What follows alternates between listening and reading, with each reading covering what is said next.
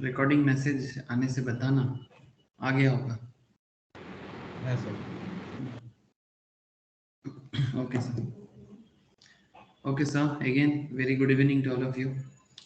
अच्छा, तो basically financial management का डिस्कशन है, मतलब फाइनेंशियल मैनेजमेंट का क्लास ही है, तो नो डाउट फाइनेंशियल मैनेजमेंट ही डिस्कस करना पड़ेगा। अच्छा, मैंने आप लोगों के साथ वर्किंग कैपिटल मैनेजमेंट के अंदर कैश एंड ट्रेजरी मैनेजमेंट पे बात कर रहा हूँ सर। ठीक है, मतलब हर एक बिजनेस को अपना ट्रेजरी या कैश को मैनेज करना पड़ता है, and treasury management as well as cash management में मैंने लास्ट कुछ क्लासेस में काफ़ी डिटेल्स बातचीत किया और कुछ स्पेशल मॉडल भी बताया। मॉडल मतलब कुछ फेमस फाइनेंशियल गुरुज का थ्योरी, जैसे कि आप लोगों को मैं बाउमल मॉडल के बारे में बताया, आप लोगों को मैं मीलर एंड ओर मॉडल के बारे में बताया, मतलब जिनके कहने के हिसाब से कैश को कैसे मैनेज करने से बिजनेस को सबसे बेस्ट बेनिफिट मिलता है।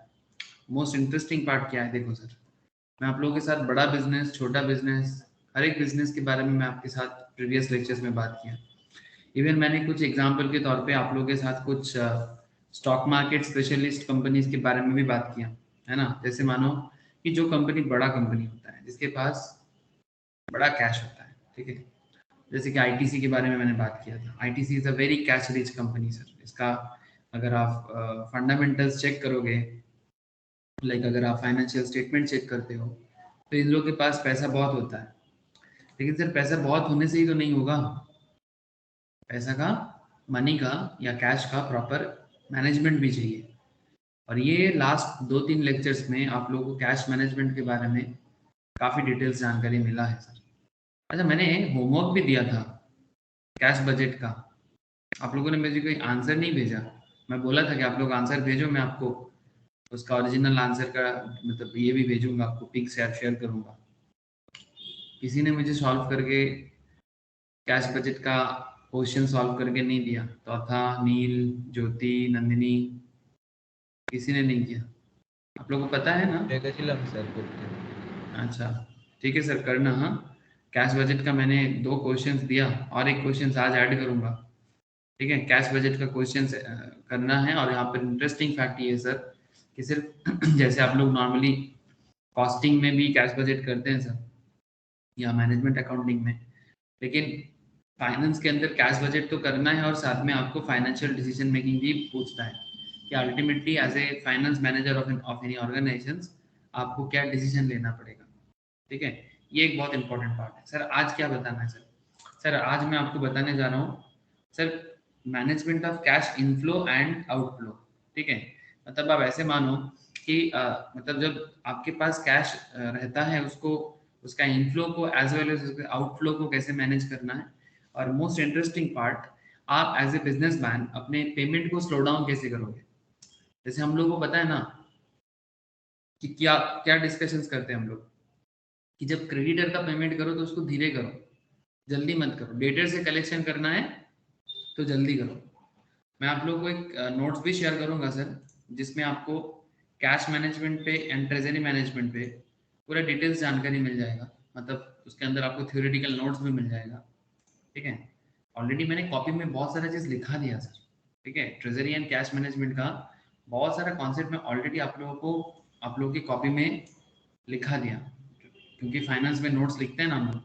तो ट्रेजरी एंड कैश मैनेजमेंट का एक स्पेशल नोट्स भी है, एक मटेरियल भी है, मैं वो भी आप लोगों को शेयर कर दूंगा, जहाँ से आप लोगों को ये डिटेल्स भी पता चल जाएगा कि क्या करना पड़ता है।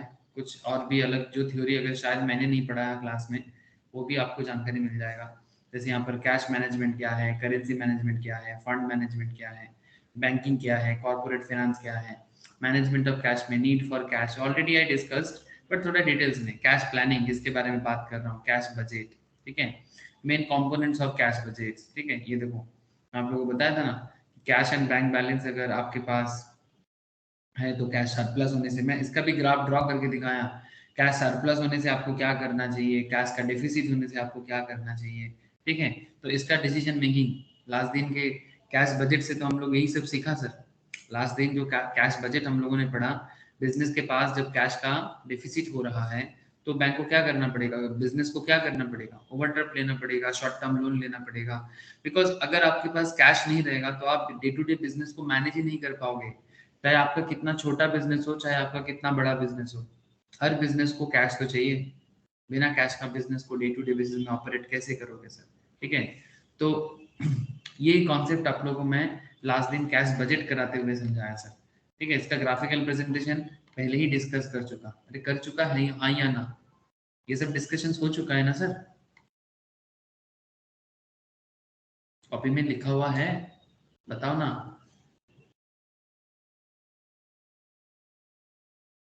किसी का भी आवाज नहीं है, हाँ ना, इतना तो बता दो। हाँ सर। ओके सर, ठीक है, थैंक यू सर।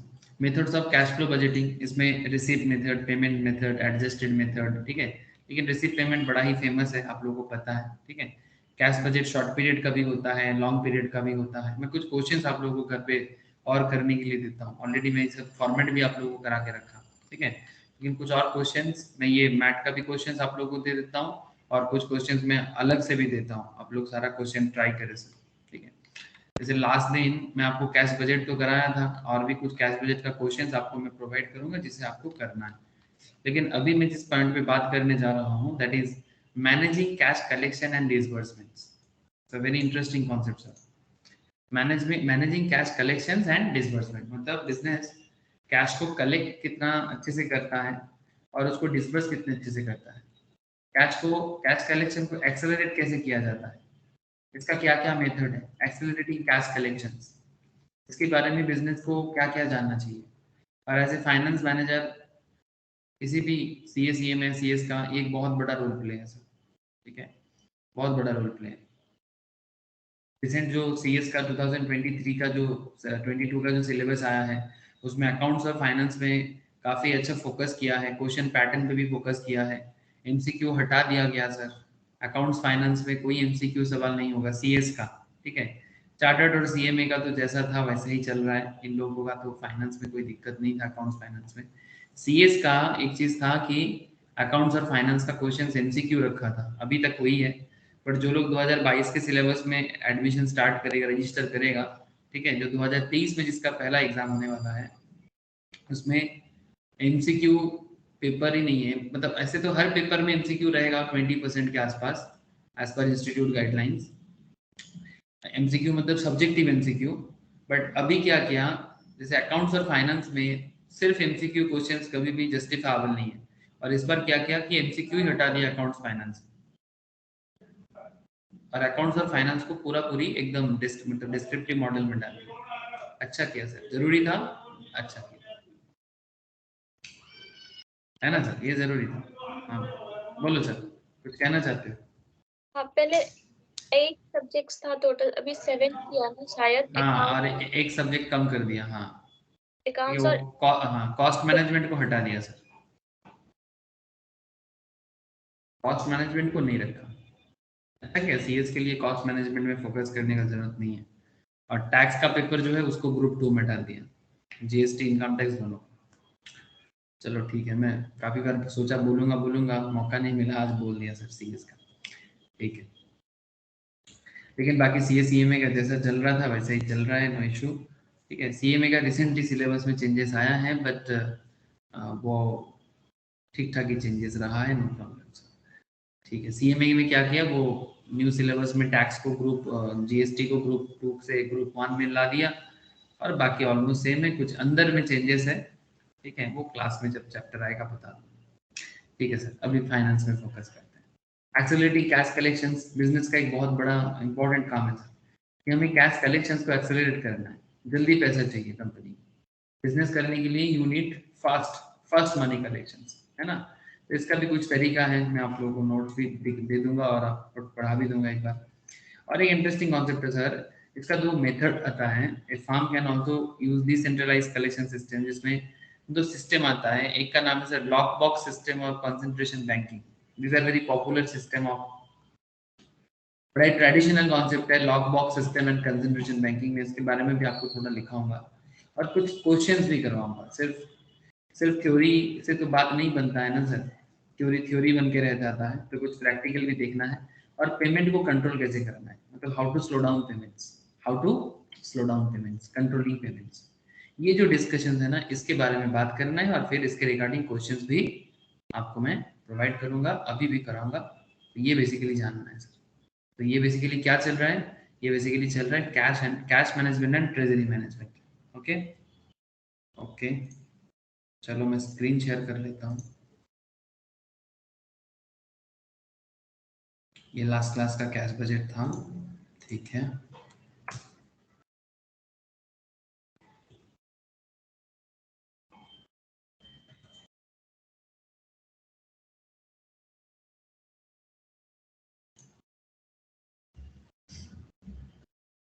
ये सबको समझ में आ रहा है ना कि सर हम लोग क्या बात कर रहे हैं, कहाँ जा रहे हैं, समझ में तो आ रहा है ना सबको? नंदिनी मुझे अच्छे तो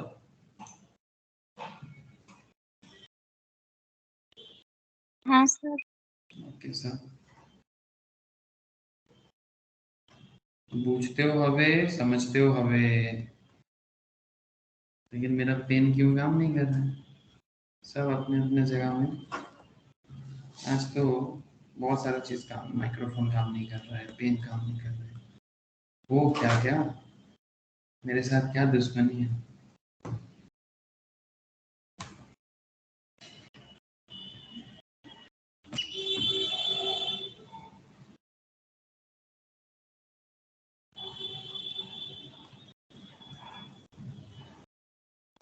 अच्छा स्क्रीन दिखाई दे रहा है ना? चलो लिखना स्टार्ट करो सर थोड़ा।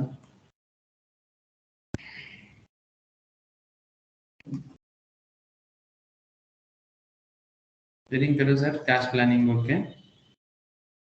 और कैश प्लानिंग पे आज जो पॉइंट मैं आपको बताने जा रहा हूँ sir, that is management of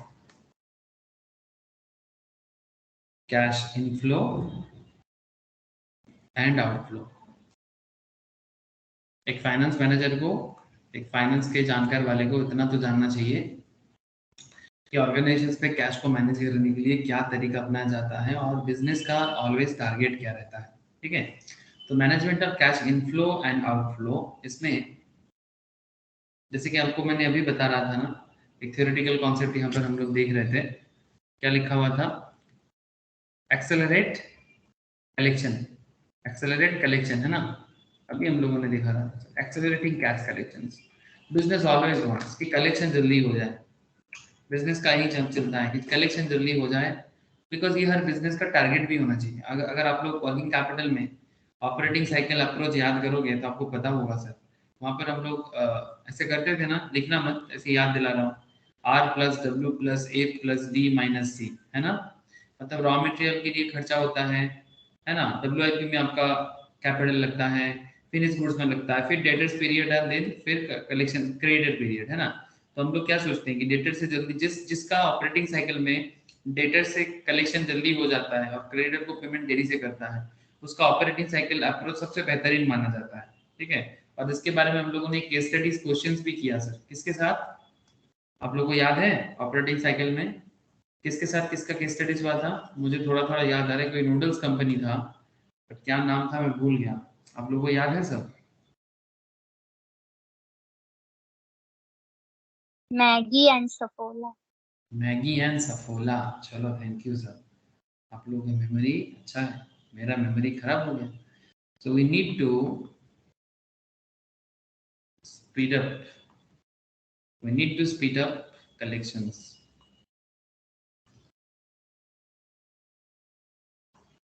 we need to speed up collections and slow down payments। Businessman की तरह सोचो सर, दूसरे का पेमेंट का बारी हो, ऐसा करना है, जैसे बंगाली में हम लोग क्या बोलते हैं, हाँ दिच्छी दिच्छी दिच्छी दिच्छी, ठीक है। दूसरे से पैसा पाना हो, अरे दिन ना अरे दिन ना अरे दिन ना, हाँ सर समझ रहे सर। जब दूसरे को देना हो तो दिच्छी दिच्छी दिच्छी मतलब टाल दो, ठीक है, पेंडिंग कर दो। और दूसरे से कलेक्शन करना हो, अरे दिन ना दिच्छन ना करना, दिन ना दिन ना दिन ना दिन ना दिन ना मतलब जल्दी दो, ठीक है, फास्ट, ठीक है, फास्ट पेमेंट करो, ठीक है। तो we need to speed up collection and slow down, it's a very simple concept, है ना। तो देयर आर टू टेक्निक्स, इसमें कोई रॉकेट साइंस नहीं है, There are two techniques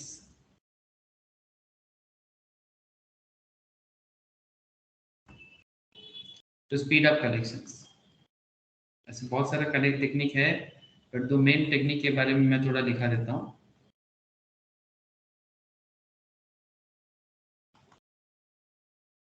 There are two techniques to speed up collections.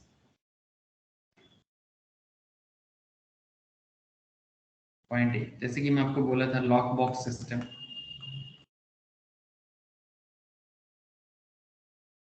ये lock box system में क्या होता है सर? फार्मवेल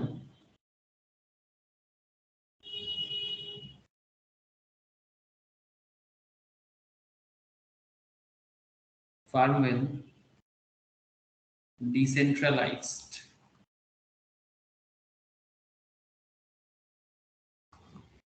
कलेक्शन. समझाता हूँ सर, पहले थोड़ा लिख लो. By opening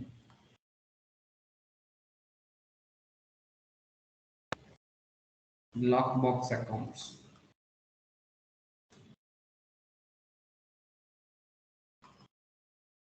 in post office.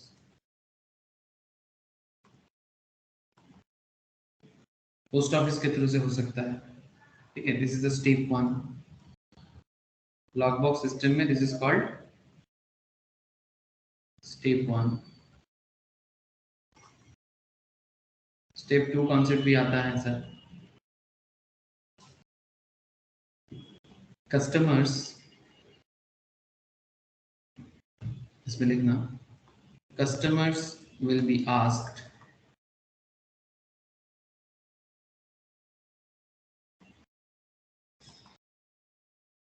to drop checks in the lockbox account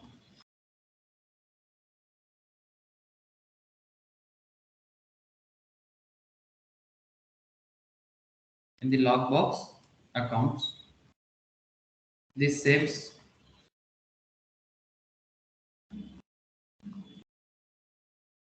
mailing float.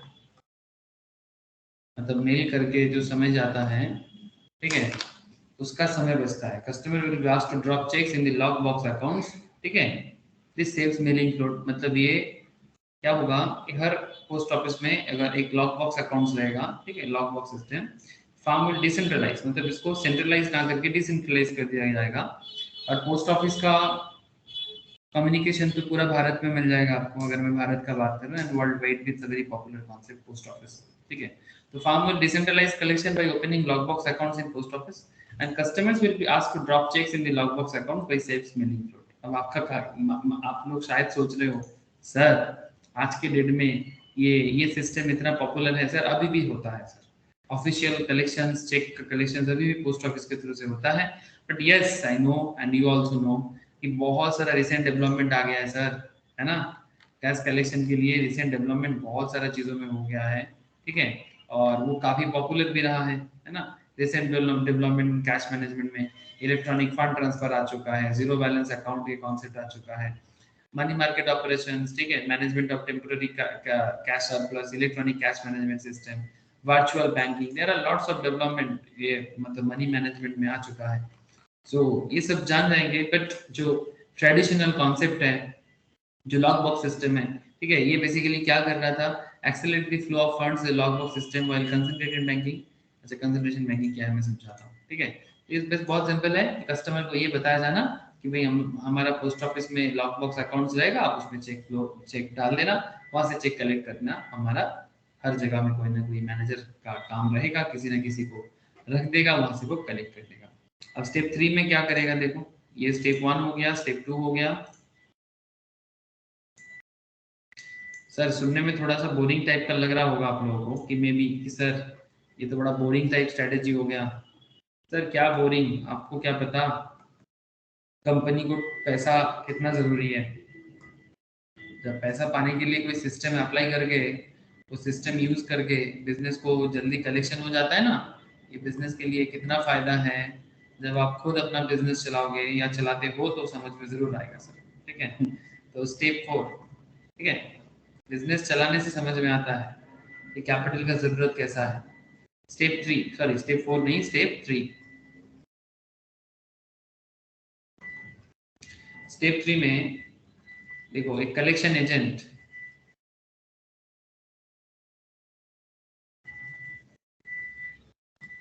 a collection agent is appointed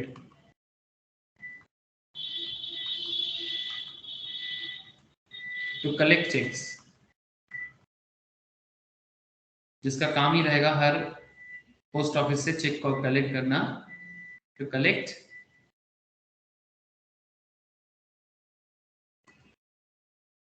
checks from the lock box.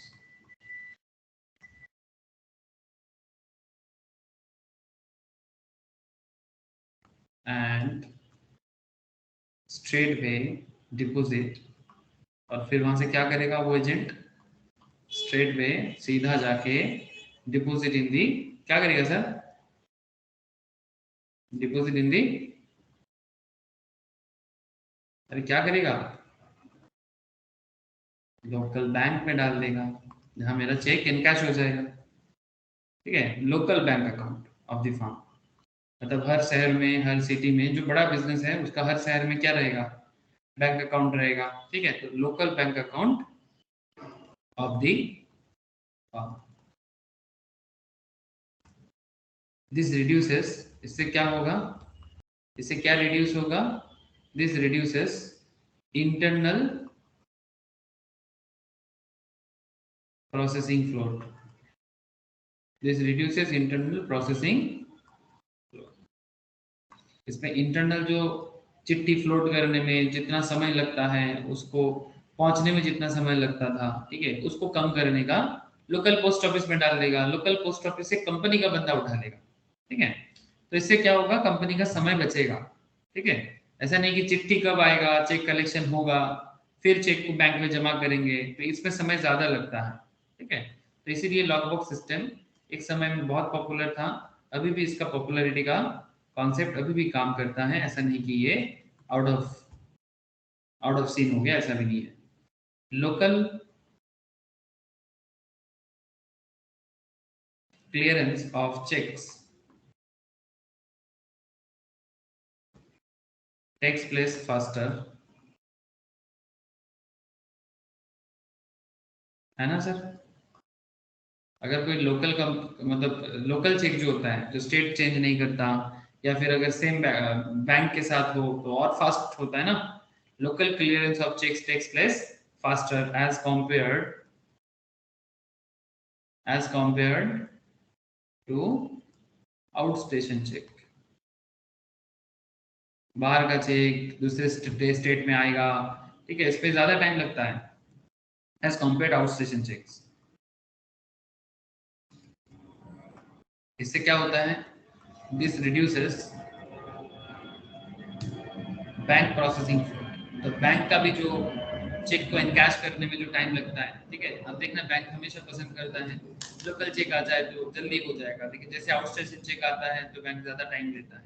This reduces bank processing float, bank processing float.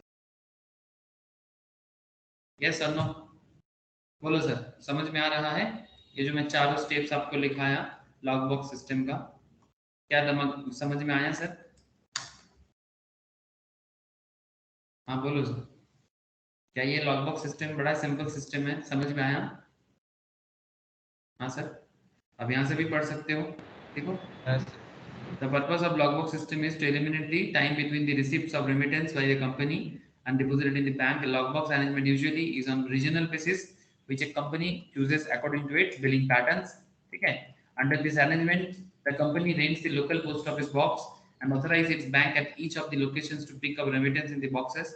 Customers are billed with instruction to mail their remittance to the log boxes. The bank picks up the mail several times a day and deposits the checks in the company's account.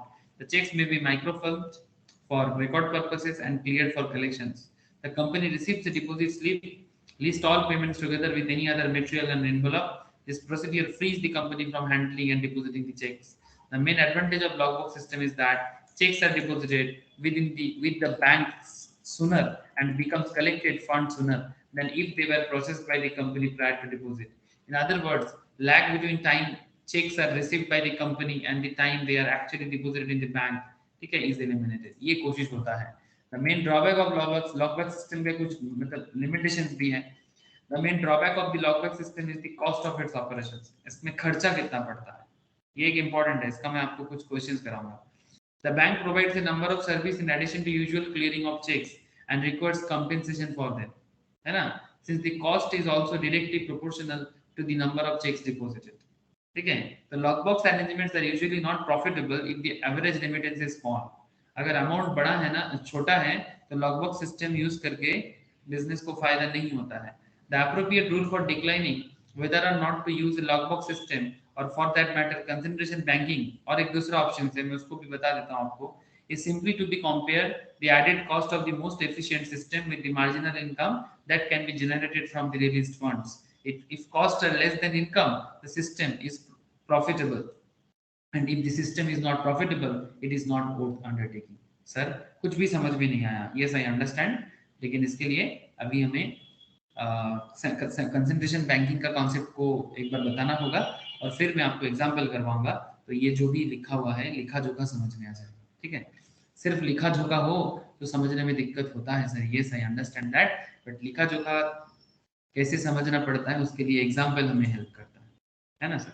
तो हमें example की तरफ जाना पड़ेगा. Otherwise क्या है ना, हर लिखा लिखा रह जाएगा, हर झोंका झोंका रह जाएगा और लिखा झोंका में जिंदगी बर्बाद हो जाएगा. मतलब यही तो हो गया ना.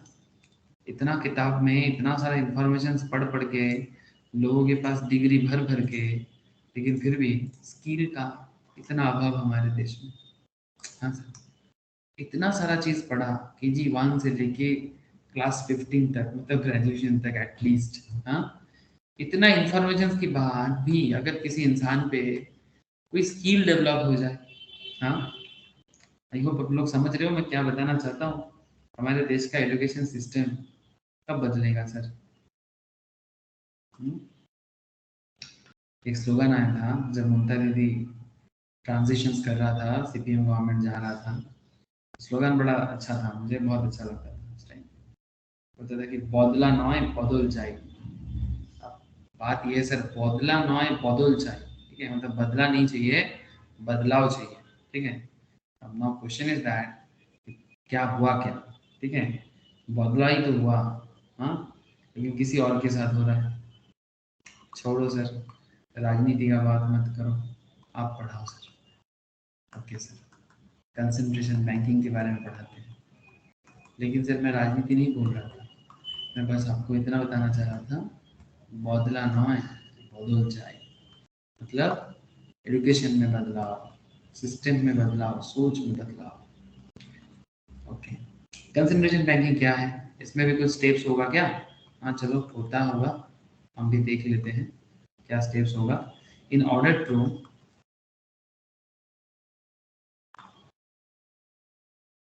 again we decentralize concept, decentralize collection.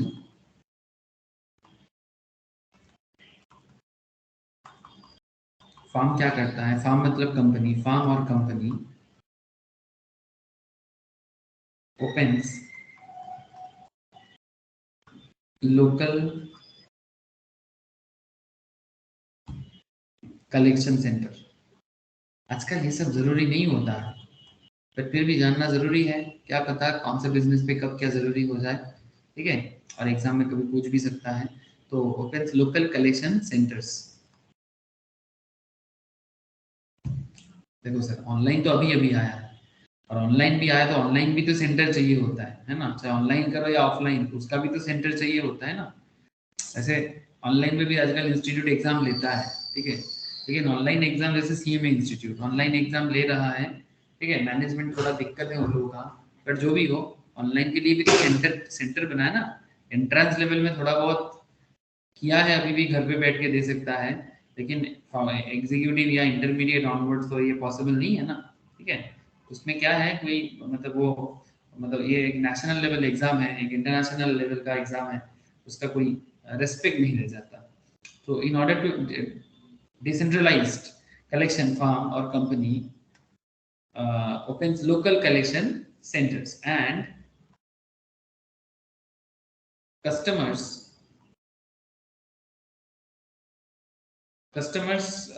क्या किया, and customers are required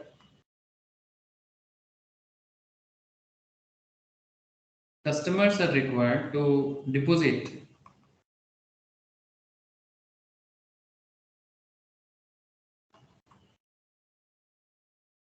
checks in those centers.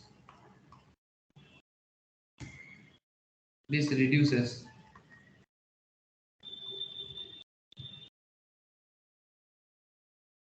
mailing float. मतलब वही मेलिंग करके मेल पहुंचेगा, फिर उसको कलेक्ट होगा, फिर बैंक में जमा होगा, वही टाइम को बचाने का चक्कर, इसको कहा जा रहा है concentration banking. Local centres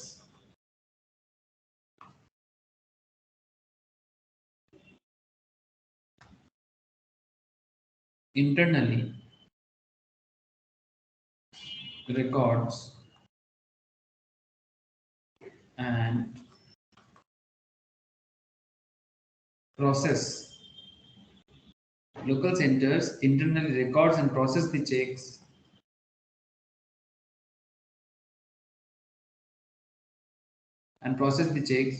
and then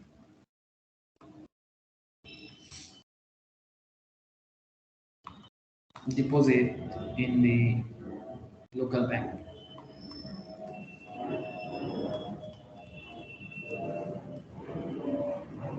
Then deposit in the local bank. So internal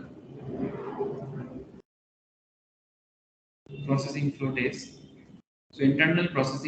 not avoided. So internal processing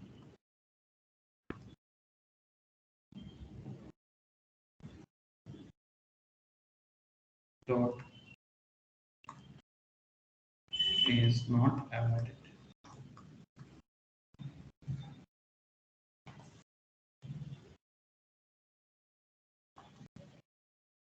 ये स्टेप 2 था. Step 3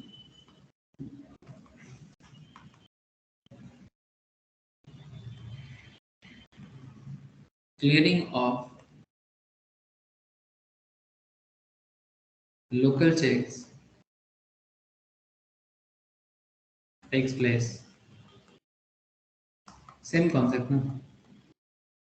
Faster as compared to outstation check.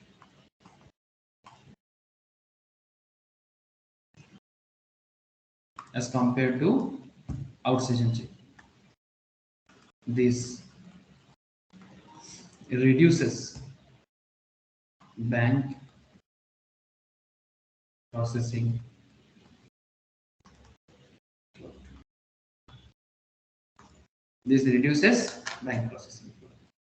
मतलब सर सेंट्रलाइज्ड कंसंट्रेशन बैंकिंग में वही हो रहा है कि ultimately आप क्या कर रहे हो, post office log box system use ना करके अपना सेंटर बना रहे हो, है ना. In order to decentralize collection, farm company opens up local collection centers and customers are required to deposit checks in those centers. This reduces mailing flow. Local centers internally reduces and process the checks and then deposit in the local bank. So internal processing float is not avoided, but clearing of local checks takes place faster as compared to outstation check. This reduces the bank processing. मतलब ultimately concept वही है. In concentration banking, the company established a number of strategic collection centers in different regions instead of a single collection center at the head office. The system reduces the period between the time a customer mails in his remittance and the time when they become spendable funds with the company. So company क्या चाहता है कि हमारे पास जल्दी spend करने के लिए fund आ जाए. तो payment received by the different collection centers are deposited with their respective local banks, within which in turn transfer all surplus funds to the concentration bank of head office. The concentration bank with which the company has the major bank account is generally located at the headquarters. And concentration banking is one important and popular way of reducing the size of the float. ठीक है, float size को कम करने का ये एक तरीका है concentration banking. तो basically लोकल सेंटर बना के कलेक्शन करके हेडक्वार्टर में शिफ्ट करना। अल्टीमेटली हर चीज तो हेडक्वार्टर के पास ही जाएगा, बट वो जल्दी आए इसको देखने के लिए ये दोनों मेथड बड़ा ही पॉपुलर माना गया है, consideration banking and lockbox system. आजकल ऐसे ही कॉन्सेप्ट में आप लोग जानते होंगे सर, एक क्या बोलते हैं उसको, बैंकिंग सिस्टम में, मतलब बिजनेस के लिए नहीं सर, बट बैंक अपने कस्टमर का कलेक्शन जल्दी करने के लिए लोकल क्या बोलते हैं उसको, कलेक्शन सेंटर बोलते हैं या सर्विस पॉइंट बोलते हैं। अरे कुछ यूथ भी ये सब काम आजकल करता है, ये सब कॉन्सेप्ट के साथ। तो क्या बोलते हैं, जैसे मानो कि आपको अगर स्टेट बैंक ऑफ इंडिया में जाना है, तो स्टेट बैंक ऑफ इंडिया में आपका घर बहुत दूर पड़ता है, तो उसको क्या बोलते हैं सर, आप लोकल सर्विस पॉइंट बोल के कुछ एक है सर, ठीक है, क्या नाम बताया उसका,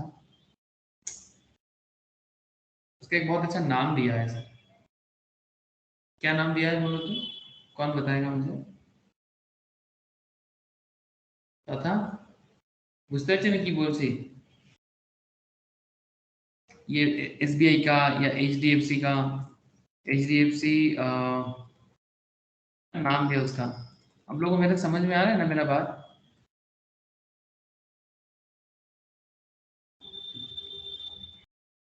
अरे कोई तो बताओ,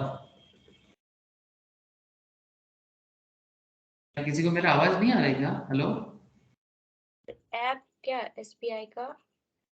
नहीं नहीं ऐप नहीं सर, ये सर्विस सेंटर टाइप का, मतलब यहाँ पर आप जाके पैसे जमा कर सकते हो, ठीक है, पैसा उठा सकते हो, बट लिमिटेशन है, kiosk banking, I think kiosk banking, kiosk banking system में कुछ चल रहा है, वेरी स्मॉल शॉप और stall in the street wear newspaper, sweet cigarettes etcetera, kiosk, मतलब बैंक का भी ऐसे कियोस्क बना है सर, कियोस्क मीनिंग हो गया, मैं बैंकिंग ढूंढ रहा था, जो कियोस्क, कॉरेस्पॉन्डेंस की तरह ऐसे काम करते हैं। हाँ हाँ, मतलब इंडिविजुअल कर सकता है उसको, ठीक है, इंडिविजुअल कर सकता है, उसका लाइसेंस लेना पड़ता है, और लाइसेंस लेके आप बैंक का कलेक्शंस करके आप पैसा जमा कर सकते हो, मतलब डेली जो भी आपके आउट, मतलब आस पड़ोस में जितना लोग रहते हैं, वो लोग बैंक में नहीं जाएगा, वो आपके पास आएगा, और आप उनका टोटल सेविंग्स, मतलब जो भी डिपॉजिट अमाउंट आपके पास वो जमा करेगा, आपको बैंक में डायरेक्टली कन्वर्ट करना है, ठीक है, कियोस्क। कियोस्क बैंकिंग, ठीक है, ये बहुत ही अच्छा चला है सर, ठीक है, कियोस्क बैंकिंग कॉन्सेप्ट अच्छा चल भी रहा है, और इसका इसका एक और भी अच्छा नाम है, ये और डे बाई डे इसका और भी डेवलपमेंट बढ़ रहा है सर, बट इसका एक बहुत अच्छा सीएसपी सर्विस ऐसा कुछ नाम है, कस्टमर सर्विस पॉइंट, मतलब यहाँ पर बैंक का काम भी होता है, ठीक है, ये देखो सीएसपी पॉइंट एसबीआई, हाँ मैं यही नाम सोच रहा था, ठीक है, यही एक, मतलब ये एसबीआई, मतलब ये कियोस्क बैंकिंग का ही एक पार्ट है, ठीक है, ये देखो एसबीआई सीएसपी, देखो जबलपुर में है, ठीक है, मतलब जहां पर लोगों को बैंक का सुविधा नहीं मिलता, वहां पर ना आप सीएसपी के थ्रू से बैंक का सारा काम कर सकते हो, मतलब बैंक अपने कस्टमर का कलेक्शन जल्दी करने के लिए सीएसपी के साथ जुड़ रहा है सर, सीएसपी के जरिए, और ये क्या कर रहे हैं सर, हम आप जैसे लोग ही, ठीक है, मानो कि बहुत सारे स्टूडेंट्स है, मेरा करता है, ठीक है, वो सीएसपी सर्विस सेंटर बना लिया, और सीएसपी सर्विस सेंटर बना के कस्टमर सर्विस पॉइंट, ठीक है, बेसिकली इस पॉइंट कॉन्सेप्ट का नाम है कस्टमर सर्विस पॉइंट, जहां पर कस्टमर आता है, अपना फंड विथड्रॉ करता है, एक लिमिट है, बैंक की तरह उतना नहीं कर सकता, बट फिर भी लोगों का जो नीड है वो पूरा हो जाता है, और बैंक का भी कलेक्शन बढ़ रहा है सर, तो this is basically part of kiosk banking, समझ रहे हो ना? तो ये सिस्टम मतलब ये जो सिस्टम बैंक कर रहा है, कंसंट्रेशन बैंकिंग या lock box system is almost like that, ठीक है, जो आज की डेट में बैंक ये कियोस्क बैंकिंग के थ्रू से लोगों का, वो भी बैंक अपने बिजनेस के लिए कर रहा है ना, कस्टमर से जल्दी कलेक्शन हो जाए, कस्टमर से जल्दी कलेक्शन हो जाए, वही कॉन्सेप्ट है ना, इट्स ऑलमोस्ट ऑलमोस्ट वही कॉन्सेप्ट है। तो ये है सर बेसिकली दो कॉन्सेप्ट जिसके बारे में मैंने आपको बताया कि कैसे जल्दी जल्दी पैसा मिले, ओके ओके। नील चौथा, तुम लोगों को मेरा आवाज नहीं आ रहा है क्या? Nandini,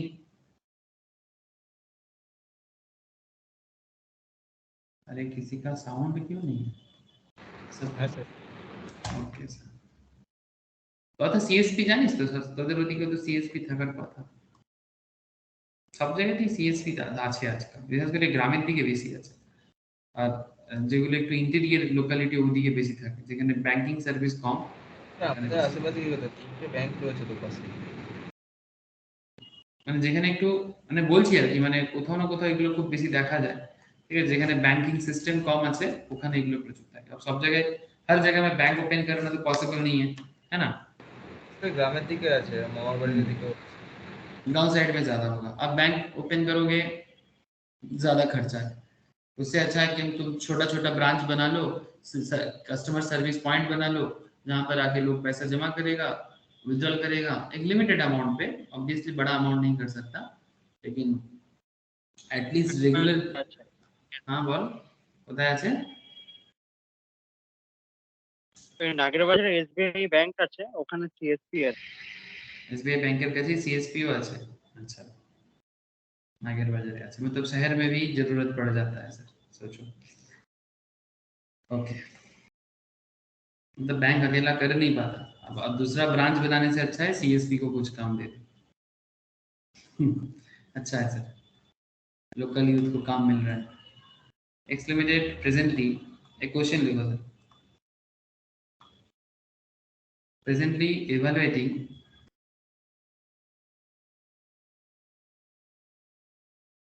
whether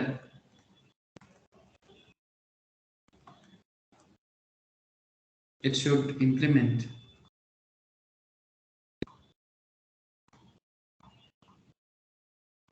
the lockbox system।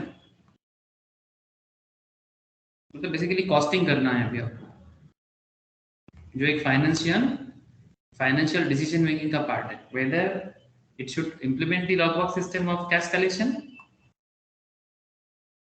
or not। लेकिन ये देखना पड़ेगा सर, जैसे मानो अब बिजनेस में कितना ट्रांजैक्शंस होता है इस पे डिपेंड करता है ना। अब ऐसा नहीं होना चाहिए ना, आमदनी 98 और खर्चा रुपया, है ना। आपका आमदनी कम है और खर्चा रुपया करोगे तो कोई मतलब नहीं है, बिजनेस 2 दिन में मतलब अंदर घुस जाएगा सर। ठीक है, बिजनेस करना है, बिजनेस करना चाहिए। लोग आजकल क्या करते हैं ना, 2 पैसे कमा के लेते हैं 2 दिन में, लग्जरी दिखाना चालू कर देता है, बिजनेस ही खत्म हो जाता है। ठीक है, मतलब इतना भी लग्जरी दिखाने का कोई मतलब नहीं है, जितना जरूरी है उतना करना चाहिए। तो एवरेज नंबर ऑफ चेक्स, ठीक है,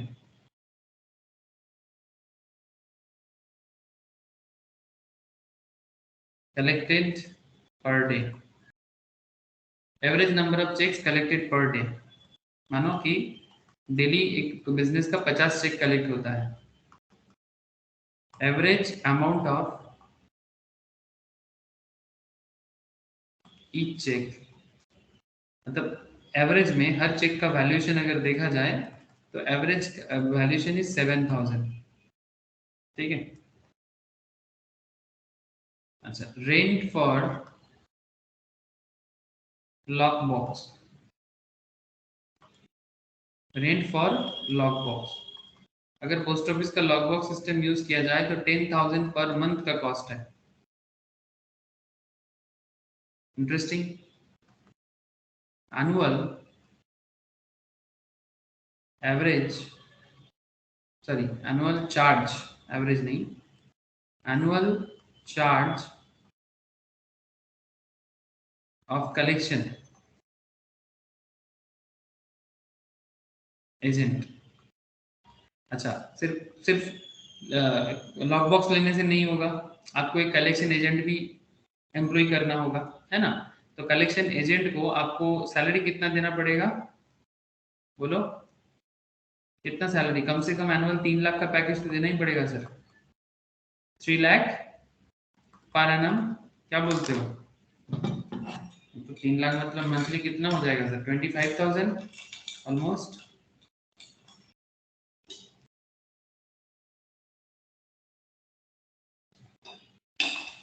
अब जो बंदा चेक कलेक्शन करेगा, जो एजेंट है, उसको 3 लाख एनुअली देना है कंपनी को, और आपका फंड का अपॉर्चुनिटी कॉस्ट, मतलब अगर आप जल्दी फंड कलेक्ट कर लेते हो, ठीक है, तो उसको अगर आप किसी जगह में पार्क कर देते हो तो आपका अपॉर्चुनिटी कॉस्ट है। ध्यान से बात को समझना सर, बिजनेस को हर चीज का ध्यान रखना पड़ता है।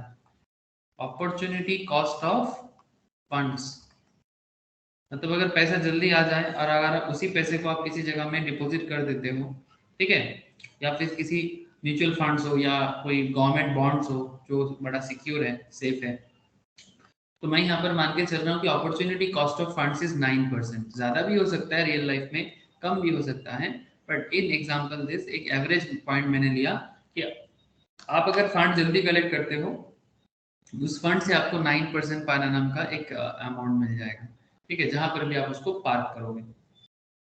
Now what you need to do here, आपको करना क्या है सर?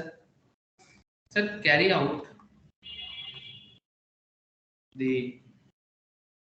Cost benefit analysis. आपको बेसिकली एक कॉस्ट बेनिफिट एनालिसिस करना है, and whether farm should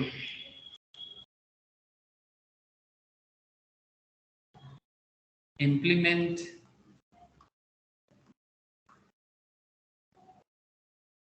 logbox system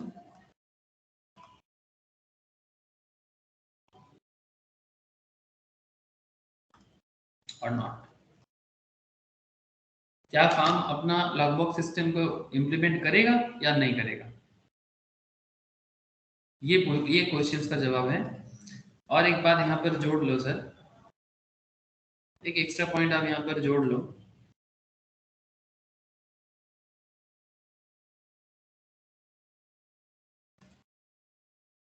लॉगबॉक्स will speed up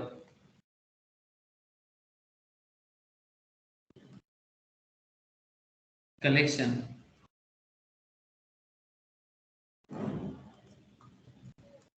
by 4 days। 4 दिन लॉगबॉक्स के कारण आपका कलेक्शन 4 दिन मतलब जल्दी होगा। तो you need to calculate cost benefit analysis. Question समझ में आया आप लोगों को? पहले ये तो जरूरी है, फर्स्ट मुझे ये बताओ क्या क्वेश्चन समझ में आया? अगर क्वेश्चन समझ में आएगा तो ही जाके जवाब की तरफ बढ़ पाएंगे सर।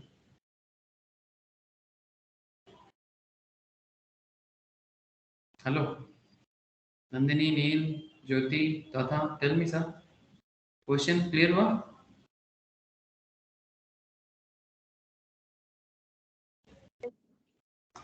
ओके सर, अब चलो हिसाब लगाओ फटाफट, देरी किस बात की। एवरेज कलेक्शन पर डे कितना होगा? अगर आपका पर चेक 7,000 का होता है और डेली अगर 50 चेक कलेक्ट करते हो तो डेली कितना कलेक्शन होता है आपका? एवरेज कलेक्शन पर डे कितना आपका बोलो? 50 चेक्स, एवरेज चेक का वैल्यू 7,000, कितना कर लेते हो? 3.5 lakh. Sir amount collected faster, ये सब फास्ट मूवर एडवांटेज होता है।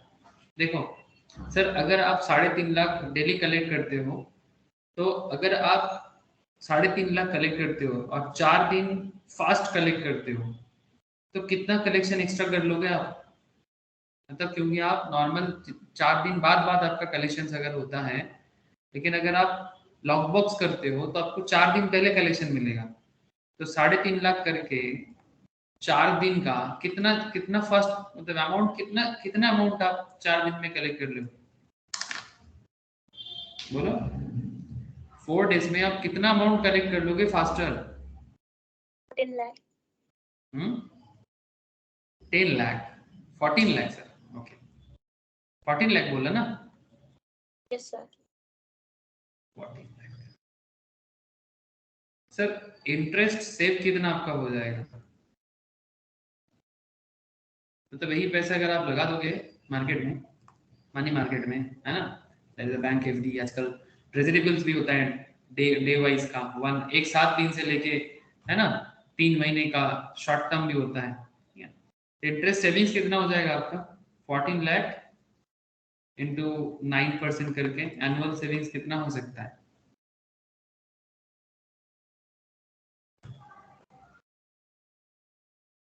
बोलो। 14 लाख का 9% करो सर, मतलब ये मार्केट में इन्वेस्ट कर दोगे 14 लाख जल्दी मिलेगा ना? 26,000। तो 1,26,000 का आपका सेविंग्स आ जाता है सर। लेकिन ये तो आपका बेनिफिट है। अब आपको ये देखना होगा कॉस्ट कितना पड़ रहा है सर। सिर्फ बेनिफिट देखने से होगा, हम लोग को कॉस्ट भी देखना पड़ता है। रेंटल चार्ज सर, वो लॉक बॉक्स का रेंट कितना है? 10,000 ना, 10,000 करके 12 महीने का। आप एनुअल रेंट कितना भरोगे पोस्ट ऑफिस को? 1,20,000 plus collection charge. Collection charge जिसके लिए आपको एक एजेंट रखना पड़ा जो साल भर आपका कलेक्शन करेगा, 3 लाख का। आपका कॉस्ट पड़ जाएगा सर 4,20,000 का। बोलो, 4,20,000 का कॉस्ट है। क्या करें? फार्म को क्या करना चाहिए? ये ऑप्शन चूज करना चाहिए? हाँ नो सर, क्यों? से कॉस्ट ज्यादा। बेनिफिट कितने का? 1,26,000 का। सर मैक्सिमम बेनिफिट उसको 1,26,000 का ही मिल रहा है। लेकिन इस 1,26,000 का बेनिफिट पाने के लिए उसका खर्चा कितना पड़ जा रहा है सर? 4,20,000 का।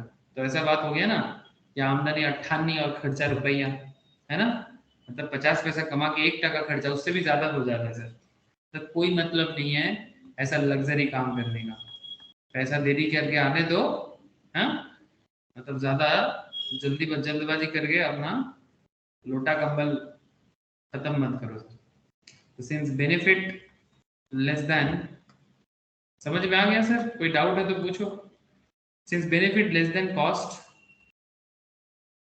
बेनिफिट कॉस्ट से कम है ना? सो फार्म शुड नॉट अडॉप्ट। तो कोई भी बिजनेस को ना, ये सिर्फ ये वाला कॉन्सेप्ट नहीं है, ये सिर्फ इस केस में नहीं है। किसी भी बिजनेस डिसीजन मेकिंग में हर एक इंसान को ऐसे डिसीजन देखना चाहिए कि आप कोई भी खर्चा करना चाहते हो, आप चाहते हो कि आपको लगता है कि बिजनेस में सुविधा हो जाएगा, बट सुविधा देखने से पहले असुविधा भी देख लो, ठीक है?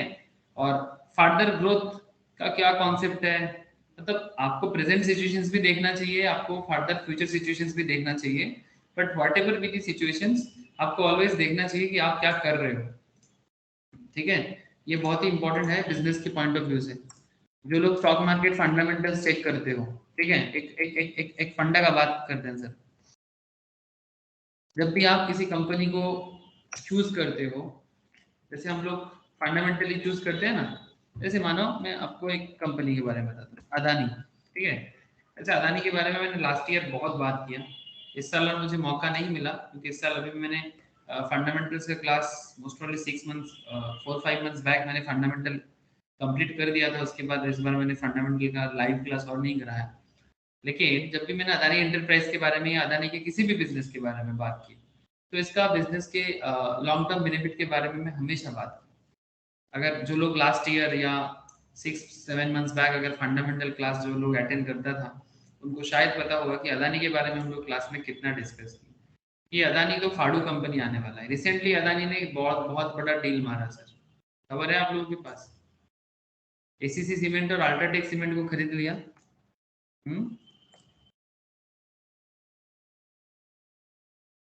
खबर है? सर एसीसी और Ambuja sir.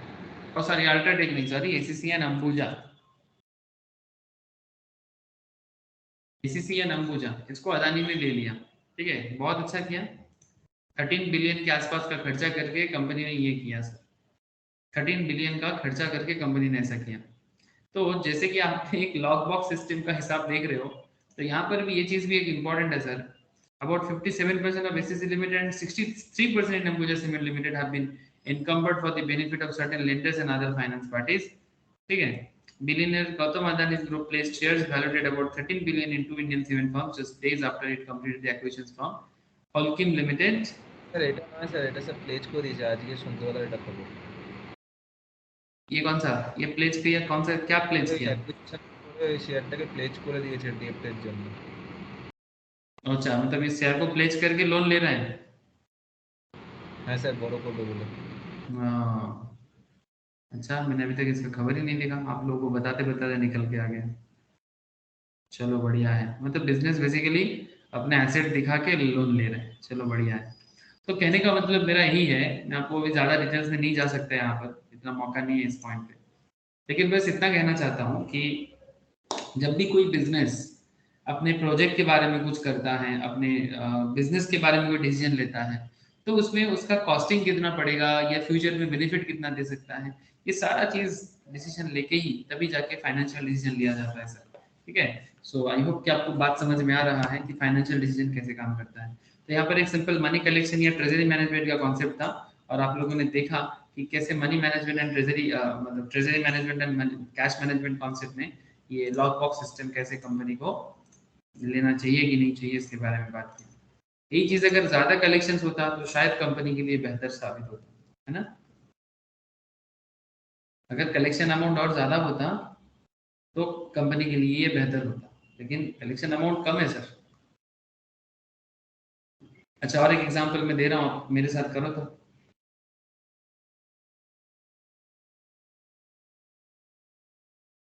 Total collection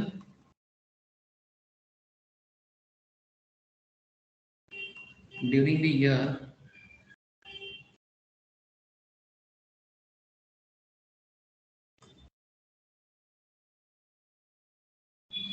equals to 90 lakh.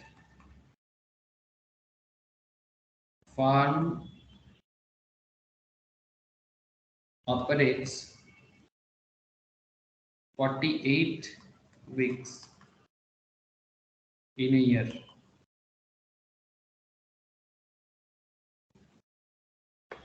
Five days week, ठीक है, 5 दिन का हफ्ता है। Lock box rent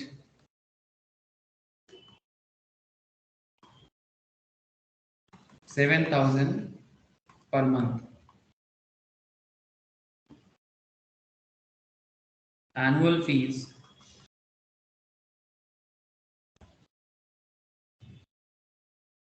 of collection of agent. Annual fees of collection agent basically. Collection agent का एनुअल फीस है 2.5 लाख रुपया, 2,50,000।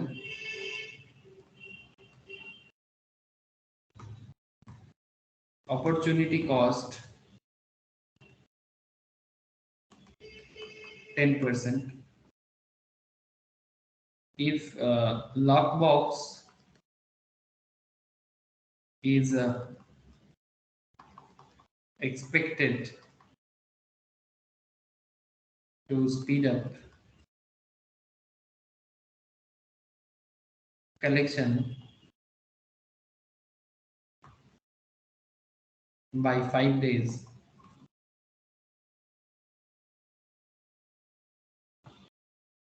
carry out cost benefit analysis to decide that the farm should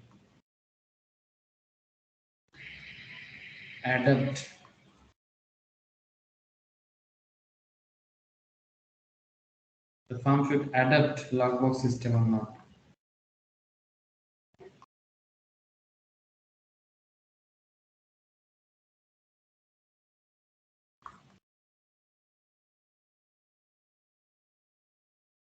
okay sir, sir question लिख लिया आप लोगों ने? Question लिख लिया आप लोगों ने?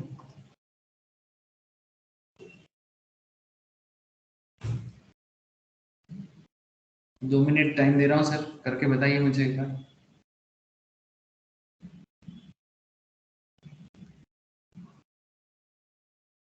आप लोगों के पास 2 मिनट है, आप लोग मुझे आंसर दीजिए। कहाँ चला गया? यस, एक क्वेश्चन लिख लिया ना सबको ही?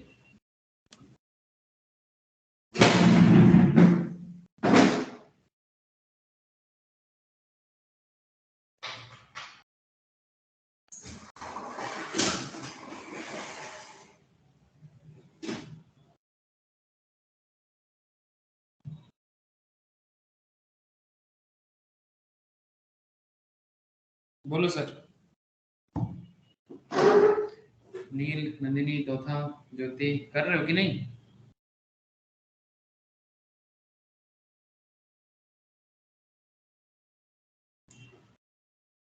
Yes sir.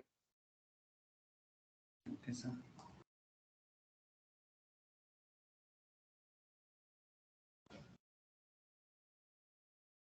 वही सेम अप्रोच यूज करना है।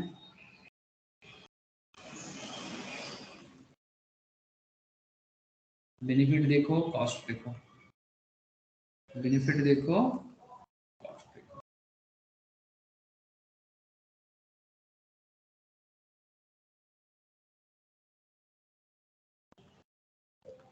एवरेज कलेक्शन पर डे कितना? एवरेज कलेक्शन पर डे कितना? सर 90 लाख का है ना, सो 90 लाख डिवाइडेड बाय वीक, 5 दिन का वीक है, और कितना दिन का ऑपरेशन है? 48 वीक्स का, तो 48 इंटू 5 करके बताओ तो 90 लाख डिवाइडेड बाय 48 इंटू 5 कितना होता है? ज्योति कितना होगा? नंदिनी, नंदिनी चुप क्यों, जवाब दे, कितना होगा? तथा किसी का तो जवाब आए। मेरा आ रहा है 37,500। Thank you sir. Amount collected faster, कितना अमाउंट कलेक्ट करोगे? फर्स्ट फास्टर कलेक्शन कितना होगा? 37,500 इंटू कितना दिन जल्दी करोगे? 5 दिन, 5 डेज, तो कितना अमाउंट कलेक्शन जल्दी हो जाएगा? 37,500। 1,87,500। अपॉर्चुनिटी कॉस्ट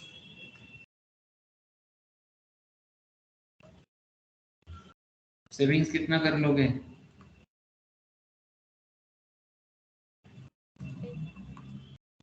10% ना, अपॉर्चुनिटी कॉस्ट 18,750। ये हो गया बेनिफिट आपका। कॉस्टिंग कितना पड़ेगा?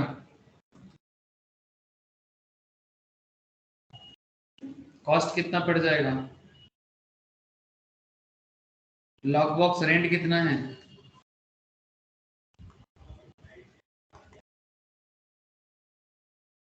84,000 का। यहाँ से ऐड करो सर, एनुअल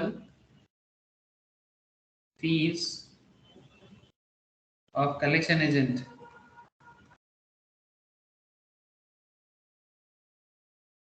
कलेक्शन एजेंट का एनुअल फीस कितना है? 2,50,000 का। सो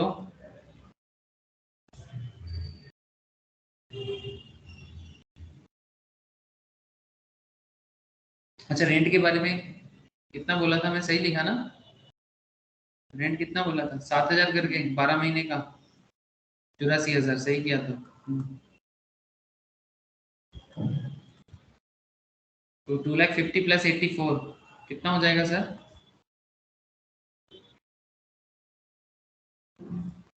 3,34,000 आ रहा है, आप एक बार चेक कर लीजिए। तो 3,34,000 का कॉस्ट है और सिर्फ 18,750 का बेनिफिट है। तो क्या ये लॉक बॉक्स लेना चाहिए? अगेन आंसर सेम आएगा लास्ट क्वेश्चन की तरह ही, ठीक है? Benefit less than cost, firm should not implement lockbox system.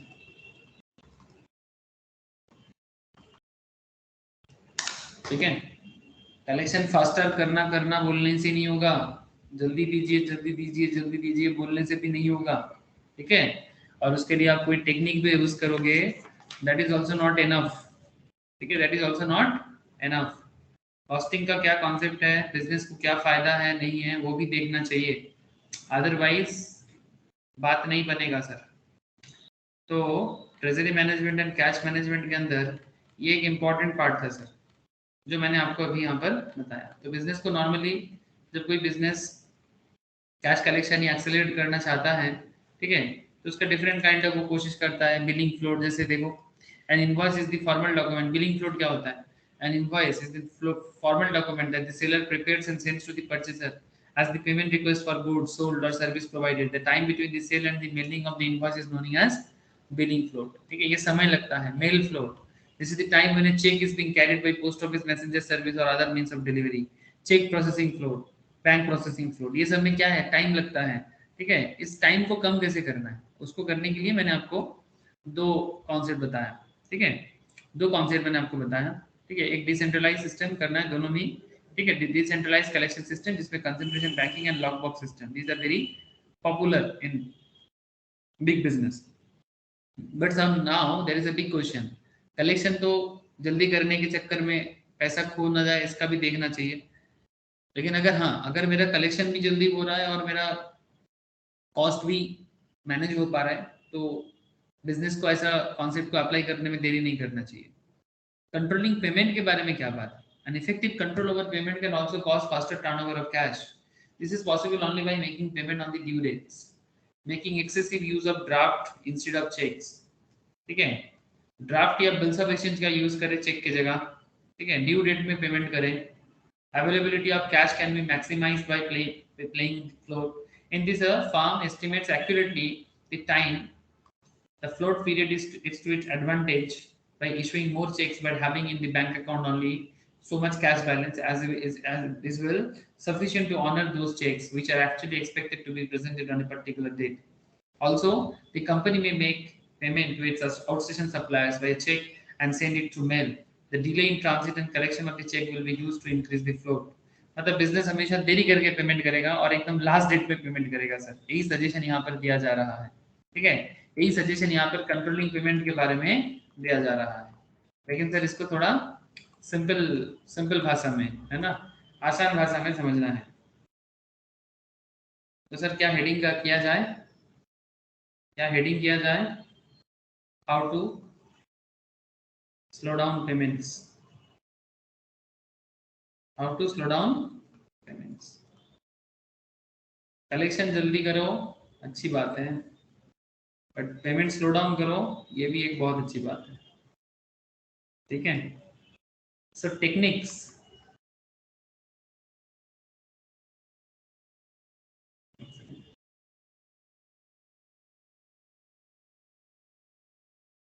techniques to be used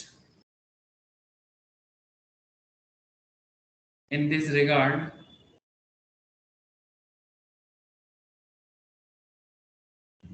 are: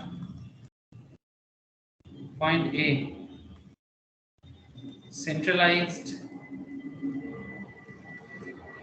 payment system,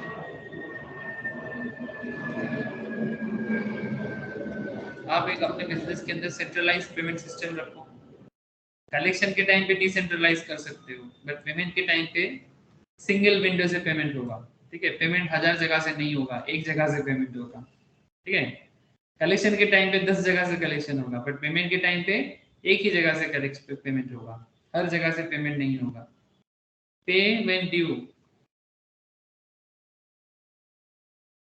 advance payment मत करो, ओनली जब ड्यू होगा तब पेमेंट करो। दैट इज डू नॉट पे अर्ली। देना है तो दे देते हैं, हाँ, इतना उदार मत बन जाओ, ठीक है, बिकॉज जितना दिन तुम अपने पास पैसा रख पाओगे उसका अपॉर्चुनिटी कॉस्ट यूज कर पाओगे या फिर बिजनेस की दूसरी जगह में आप उसको सर्कुलेट कर पाओगे। तो ये मैनेजमेंट का कॉन्सेप्ट है सर, इसमें कोई उदारता का मैटर नहीं है। Evaluate the decision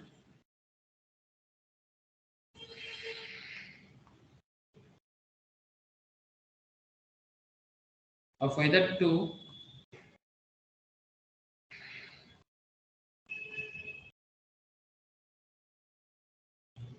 avail cash discount.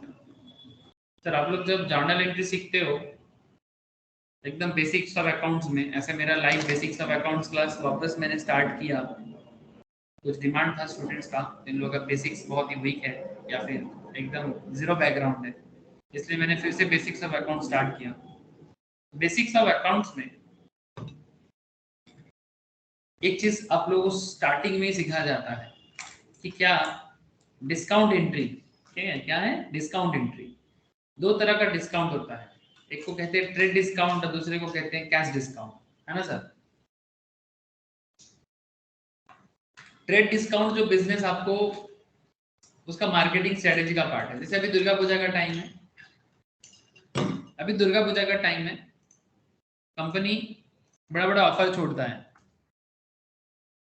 जैसे एक एग्जांपल के तौर पे पूजो ऑफर, ठीक है, पूजो ऑफर, रिलायंस ट्रेन, पैंटलून्स, बड़े बड़े कंपनीज पूजा ऑफर छोड़ता है। तो जैसे यहाँ पर अमेजन के भी दे रहा है पूजो ऑफर पैंटलून्स, मैं पैंटलून्स लिखता हूँ, तो बड़ा फेमस ब्रांड है पैंटलून्स 2022 का 50 to 70% off. Just look at sir, sir ये जो 50 to 70% ऑफ या up to 70% off, extra 500 off, ये ट्रेड डिस्काउंट है कि कैश डिस्काउंट है? Please tell me sir. Nandini, Neel, बताओ, ये ट्रेड डिस्काउंट है कि कैश डिस्काउंट है? Sir up to 70% off the trade discount है ना? Yes sir, rupees extra 500 of,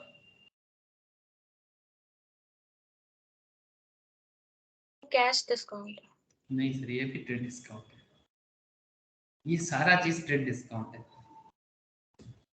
trade discount और कैश डिस्काउंट में फर्क क्या होता है? ट्रेड डिस्काउंट मतलब वो पहले से ही ना प्री डिसाइडेड है कि भाई मेरा सामान का दाम वो जानबूझ के बढ़ा के रखता है, ठीक है। लुक एट सर, आप यहाँ पर देख सकते हो, जैसे ये एक ट्राउजर आपके सामने है, ये ट्राउजर का दाम बता रहे 699, इसमें 14% ऑफ है और दाम बता रहे 604। तो ये जो 14% ऑफ इस ट्राउजर में है, ये 14% ऑफ एक्चुअली ट्रेड डिस्काउंट है। बट जब तुम कैश काउंटर में जाते हो, मानो तुमने ये ट्राउजर लिया, मानो तुमने ये टॉप लिया, इसमें कोई डिस्काउंट नहीं है, ऐसे 604 टॉप का प्राइस है 899, और यहाँ से तुमने ये कुर्ती लिया, मानो कि ये 8999 का है, बट इसको 4545 में तुमने लिया, इसमें 39% ऑफ तुम्हें मिल गया। बट ये भी ट्रेड डिस्काउंट है sir, this is also not cash discount. But जब तुम कैश काउंटर में बिल बना रहे हो 545, 604, 899, कितना हो जाता है? 900, 600, 1500, 1500, 500, 2000, 2000 और इधर 2050, 2050 का बिल होता है आपका। अब आपको इस 2000 का बिल जैसे ही आपका हो गया, पैंटालून्स का एक कैश डिस्काउंट ऑफर चल रहा था कि अगर कोई 2000 प्लस का शॉपिंग करता है तो पैंटालून्स उसे 5% कैशबैक देता है। ध्यान से सुनना, ये एक्चुअली उसका रियल कॉस्ट आएगा। अभी ये जो डिस्काउंट है ना, ये बिजनेस का रियल कॉस्ट है। ये एक्स्ट्रा सेलिंग बढ़ाने के लिए, ताकि कस्टमर कम से कम 2000 का शॉपिंग करे, ताकि कस्टमर कम से कम 5000 का शॉपिंग करे, ताकि कस्टमर कम से कम 10,000 का शॉपिंग करे। इसके लिए वो एक्स्ट्रा ऑफर छोड़ता है कि अगर आप 5000 का शॉपिंग करते हो, अगर आप 2000 का शॉपिंग करते हो तो आपको कैश बैक मिलेगा, ठीक है। तो 2000 की शॉपिंग करने से आपको 5% का कैश बैक, ठीक है। 10,000 प्लस का शॉपिंग करने से आपको 500 का कैश बैक, ठीक है। अगर ऐसा कुछ आपको मिलता है ना, तो ये आपको कैश डिस्काउंट बोला जाएगा। अब आपको शायद इसके मन में चल रहा होगा, ज्योति के मन में, सर तो फिर मैंने ये यहाँ पर ये एक्स्ट्रा 500 को क्या मैंने क्या बोला था सर, ये एक्स्ट्रा 500 कंपनी किस हिसाब से दे रहे हैं मुझे नहीं पता इसीलिए मैंने इसको ट्रेड ही माना। एक्चुअली कैश डिस्काउंट का जो कॉन्सेप्ट है ना, ये बिजनेस का प्री डिसाइडेड नहीं रहता है, मतलब प्री डिसाइडेड रहता है, मतलब ये बिल काउंटर में आपको दिया जाता है, ठीक है, कि आप अगर इतना पे कर देते हो, इतने का सामान खरीदते हो तो आपको कंपनी की तरफ से इतने का डिस्काउंट मिलेगा। और जो कंपनी का कॉस्ट का पार्ट है, ये कंपनी का कॉस्ट का पार्ट है, मतलब ये कंपनी को ना एक्चुअल में ये इसका कॉस्टिंग बिजनेस को उठाना पड़ता है, ठीक है। तो ऐसा ही बड़े बड़े बिजनेस के, ये तो फिर सिंपल रिटेल बिजनेस हो गया, बट जब बड़े बड़े बिजनेस के बीच में डील होता है ना, जैसे मानो बड़े बिजनेस का B2B, मतलब B2C छोड़ो, B2B सोचो। ऐसे मानो पैंटलून्स ने ये रंगमंच बोल के जो ब्रांड है, ये किसी ना किसी का थर्ड पार्टी का ये रंगमंच ब्रांड का थर्ड पार्टी का कोई टेलर होगा, ठीक है, मतलब जिसका ये बिजनेस है। अब रंगमंच अपना ब्रांड वो पैंटलून्स के अंडर बेचता है, ठीक है। ये एनाबिले जो है, अन्नाबिले या जो भी है, ठीक है, या फिर एजाइल जो भी है, ये अपना ब्रांड पैंटलून्स में बेचता है। तो इनके साथ क्या पैंटलून्स का रिटेल ट्रेड बिजनेस होगा? नहीं सर, B2B होता है। B2B होता है, मतलब क्या करता है कि ये अपना कितना जॉगर्स या कितना ट्रैक शूट्स पैंटलून्स को देगा, बदले में पैंटलून्स उसको कितना पेमेंट करेगा, ठीक है, कितना अमाउंट का परचेज करने से पैंटलून्स को डिस्काउंट दिया जाएगा, ठीक है, ये सब कंपनी टू कंपनी के बीच में चलता है। और इसी में आ जाता है सर पेमेंट स्लो डाउन का कॉन्सेप्ट, ठीक है। पेमेंट को स्लो डाउन करना, जैसे एक मतलब जो जो जो बेसिकली अपना क्रेडिटर को मैनेज करना है, वो चाहता है क्रेडिटर डेटर जल्दी पेमेंट करे, वैसा डेटर भी चाहता है कि ठीक है भाई जल्दी तो दे देंगे बट डिस्काउंट भी तो दो तुम। हाँ सर, ऐसा सोचता है ना, डिस्काउंट दोगे तो फिर जल्दी का सोचेंगे, अदरवाइज क्यों जल्दी देंगे, ठीक है। तो ये सब बिजनेस लेवल में चलता है, लेकिन यहाँ पर बिजनेस को एक चीज सोचना पड़ता है, evaluate the decision of whether to avail cash discount, क्या उसे कैश डिस्काउंट लेना चाहिए, ठीक है। लेकिन हाँ, अब कोई बोलेगा सर मैं अगर ये डिस्काउंट लेना चाहता था, वो मैं ये पेंटालून्स का डिस्काउंट, वो आपका मर्जी, वो अलग बात है, मैं उस मैटर पे नहीं जाना चाहता, बट ये बिजनेस टू बिजनेस लेवल में ये एक बहुत ही बड़ा कॉन्सेप्ट है सर। तो इसके लिए आपको एग्जांपल लिखना पड़ेगा। सपोज आवर सप्लायर, जैसे पेंटालून्स का सप्लायर था यहाँ पर, है ना, ये एजाइल था, रंगमंच था, ये लोग कौन है? ये पेंटालून्स का सप्लायर है सर, इनके ब्रांड पेंटालून्स पे दिखता है, तो फिर ये लोग कौन हो गया पेंटालून्स में? ये लोग पेंटालून्स का सप्लायर हो गया सर, ठीक है। दे ऑल आर पेंटालून्स का सप्लायर, रंगमंच, फॉरएवर, है ना, ये सब अलग अलग ब्रांड है, रंगमंच, एजाइल, यही सब ज्यादा दिख रहा है, जो भी हो आपको समझ में आ रहा है, इतना काफी है। तो suppose our supplier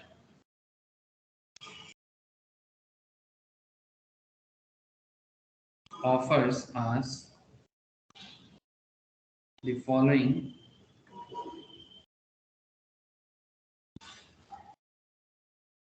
credit term, ध्यान से लिखना क्रेडिट टर्म को, 2/10 नेट 30, ये क्रेडिट टर्म है, 2/10 नेट 30, ये क्या है सर 2/10 नेट 30? कोई बता सकता है? ये क्रेडिट टर्म है सर, तो वेरी पॉपुलर क्रेडिट टर्म, क्या मतलब हो सकता है इसका? Any idea sir?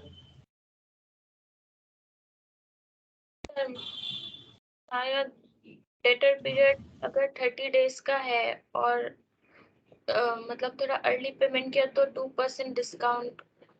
हाँ वेरी गुड सर, ठीक है। मेन टाइम पीरियड 30 दिन का है, बट अगर कोई 10 दिन में देता है तो उसको 2% का, उसको 10% का 2% का डिस्काउंट मिलने वाला है सर, ठीक है। ये ऑफर है, ये ऑफर है सर 2/10 नेट 30 का, ठीक है।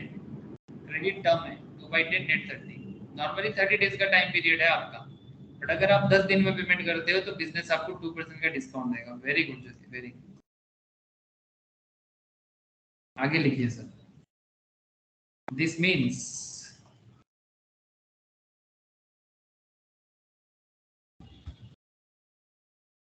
that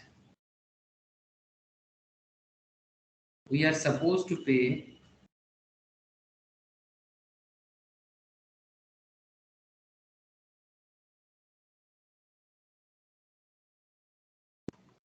in 30 days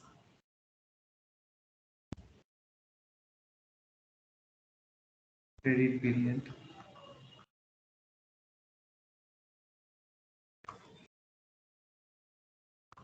Also, if we pay in 10 days, we will get 2% discount. Very interesting, है ना? It's a very interesting business deal. 10 दिन में दोगे तो 2% का डिस्काउंट मिलेगा. नाउ जो पेमेंट करेगा, जो पेमेंट को स्लो करना चाहता है, अब उसे तो कॉस्टिंग देखना पड़ेगा कि उसको 2% डिस्काउंट लेना चाहिए कि नहीं लेना चाहिए. उसे 2% डिस्काउंट लेना चाहिए कि नहीं लेना चाहिए. Very interesting concept. सो अगर मैं एनुअलाइज कर दूं इसको, सालाना क्या होगा? तो annualise cost of not availing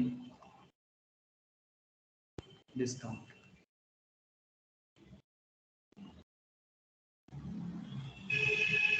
इसको ऐसे फार्मूला में डाला जाता है, d divided by 100 minus d into 100 into 365 divided by क्या? समझा सर? d मतलब जो आपका डिस्काउंट रेट है उसको d बोला जा रहा है. सर 2% डिस्काउंट है, 100 माइनस डिस्काउंट 2% इंटू 100 इंटू 365 और गैप कितना है? 30 माइनस 10 का. नॉर्मली पीरियड 30 दिन का है, 10 दिन के पीरियड में आप जमा करो. ठीक है, तो आपका हिसाब कितना आ जाएगा? देखो तो D by 100 minus D into 365 into 100 into 365 gap कितना परसेंटेज आएगा? हिसाब करके बताओ मुझे थोड़ा. Means this will becomes 2 by 98 into 100 into 365 divided by 20. कितना हो जाएगा?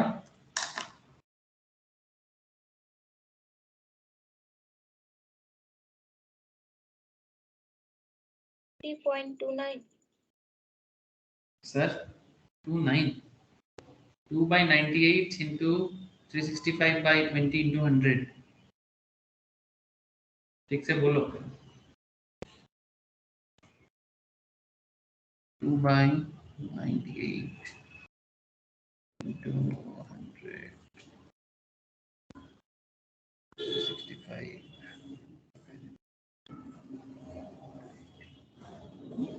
तो 37.24 आ रहा है मेरा. क्या नहीं आया आप लोगों का? और ये इंटू 100 इज पर परसेंटेज. क्या इतना परसेंटेज आया आप लोगों का? बताइए मुझे.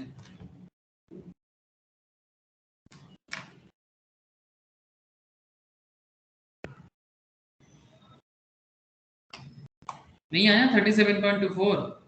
नहीं. अभी भी नहीं आया? चौथा नंदिनी नील किसी का नहीं आया?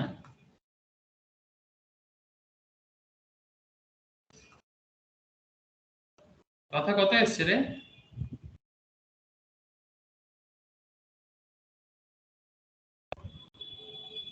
सर मैंने मल्टीप्लाई को प्लस किया था.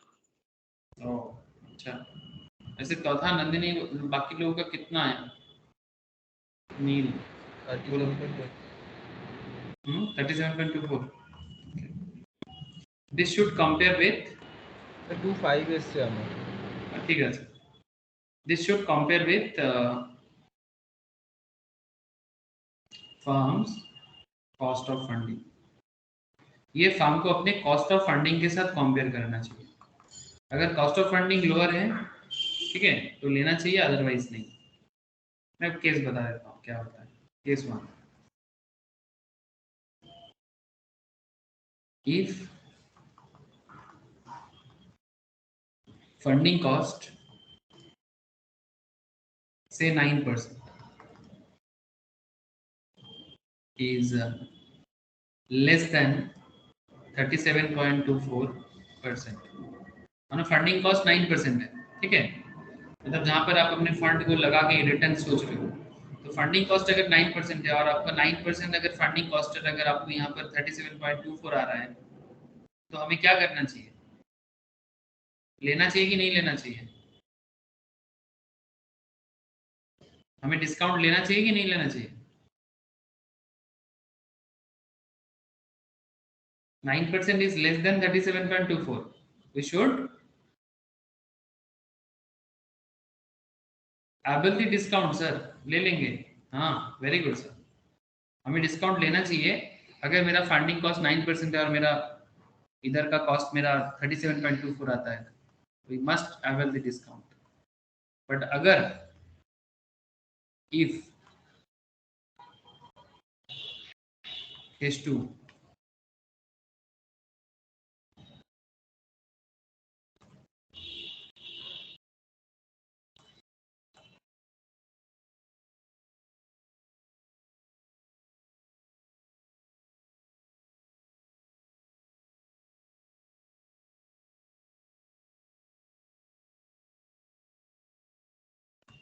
if funding cost say 40%, अगर फंडिंग कॉस्ट 40% होता is greater than 37.24, we should not avail discount.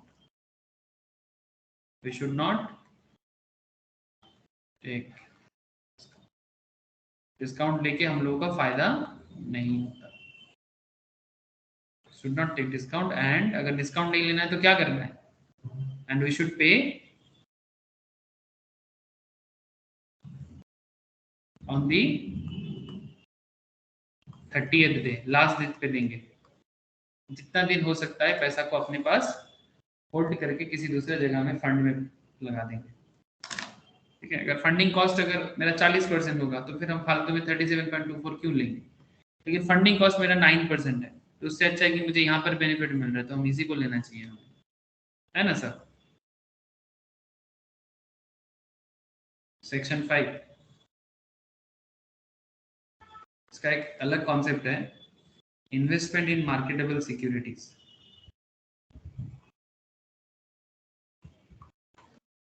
ये स्लो डाउन के कॉन्सेप्ट मैंने बता दिया। मार्केटेबल सिक्योरिटीज मैं नेक्स्ट दिन ही कराता हूँ सर। इन्वेस्टमेंट इन मार्केटेबल सिक्योरिटीज लिख के रखो। ये जो मार्केटेबल सिक्योरिटीज के लिए हम लोग जो पैसा को इन्वेस्ट करते हैं ना, ठीक है, उसके बारे में बिजनेस को क्या करना चाहिए। और फिर नेक्स्ट दिन मैं आपको रिसीवेबल मैनेजमेंट स्टार्ट करूंगा, मतलब डेटर मैनेजमेंट, इन्वेस्टमेंट इन मार्केटेबल सिक्योरिटीज।